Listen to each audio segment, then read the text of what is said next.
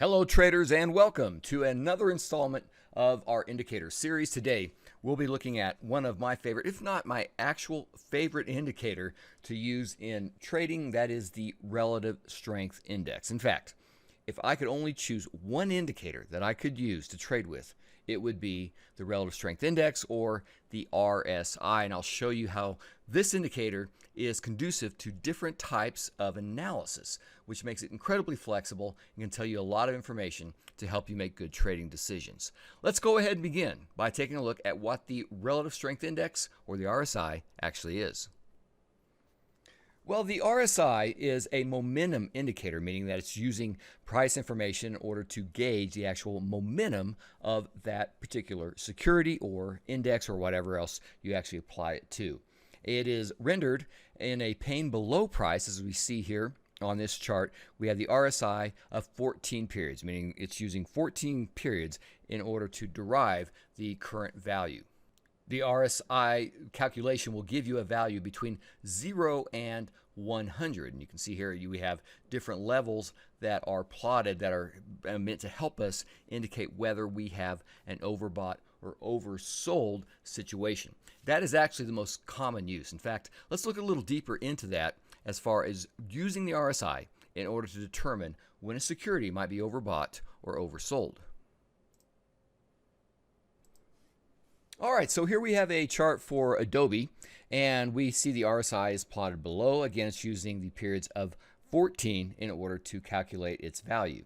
And you can see we have the 70 level and the 30 level plotted here. And this is the most common use of the indicator, in that people will use the 70 level in order to determine when a security is overbought, or the 30 level in order to determine when a security is oversold. Let's look at some examples here. We have in October here on the RSI, it is just pushing through 70. If we take a look at the chart for Adobe, that's when it peaks. See how it falls off? Now, the RSI falls below 30 here at the end of that month.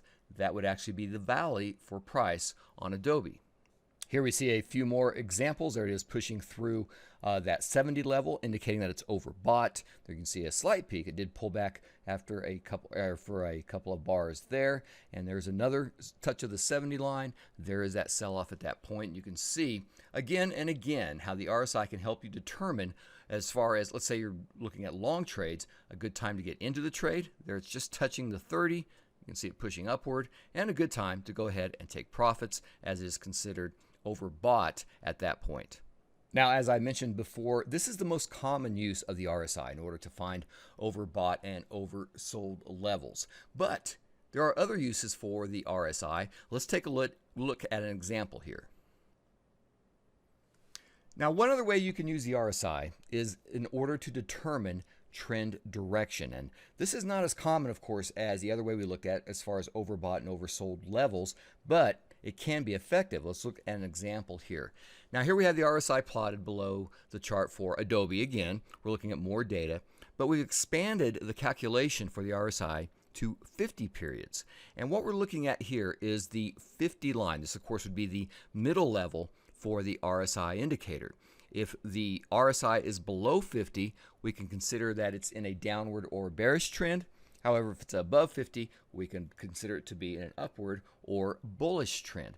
And if we take a look at this example, now it's not actually moving downward at this point in 2018 while it's below 50, but look at it move above, and there we have it staying above the 50 level as Adobe continues to trend upward into the third quarter. Now here price begins to turn. You can see the RSI falls through the 50 level, and we get downward movement from the price of Adobe. There's another turn of the RSI up through 50. Adobe trends upward, very strong upward trend, which is reflected in the relative strength index as it moves well above the 70 point. Now remember, in this example, we are not using the RSI in order to determine overbought and oversold levels. We're using an extended calculation of the relative strength index in order to help us determine trend direction as well as strength. As we can see, with this very strong upward move, we have a very high reading of the RSI telling us that we are very bullish at that point.